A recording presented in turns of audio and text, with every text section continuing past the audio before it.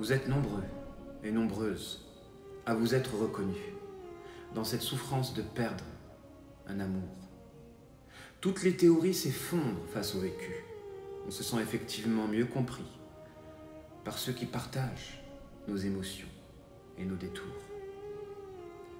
Combien il est dur d'effacer de la conscience et du subconscient tous ces sourires, ces images qui nous hantent après une rupture. Comment une liaison peut-elle faire naître le plus beau des sentiments pour ensuite disparaître en nous laissant gisant à même le sol dans la torture? Si souffrance il doit y avoir, alors elle doit découler seulement pour l'amour vrai, celui qui est éternel et qui mérite par conséquent d'être. Car si l'on devrait effectivement comparer l'amour d'une femme ou d'un homme à celui d'un enfant, alors c'est l'amour de l'enfant qui devrait l'emporter, car l'enfant ne peut pas remplacer son parent, à la différence de l'amour de ces gens qui naît seulement pour disparaître. Le vrai est celui qui dure. Il y a des gens qui savent aimer d'un amour éternel, un amour de reconnaissance qui s'accentue avec le temps, un amour qui n'est pas seulement émotionnel, mais qui puise essentiellement sa longévité dans le rationnel, pur.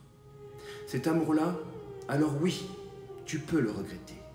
Et ce même si le temps s'arrête pour toi, ne laisse pas la douleur te figer. Avance et accroche-toi à tes principes, tes combats. Ne change pas, mon frère ou ma sœur. Quel que soit le malheur que tu vis, souhaite le meilleur pour celui qui t'aura permis de goûter à des sentiments vrais et infinis. Et ce même si ce fut durant de courtes durées.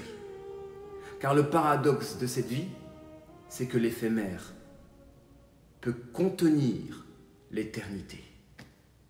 Alors avance et ne te retourne pas, même si ta poitrine est amputée et qu'elle reste auprès de celui que tu as aimé.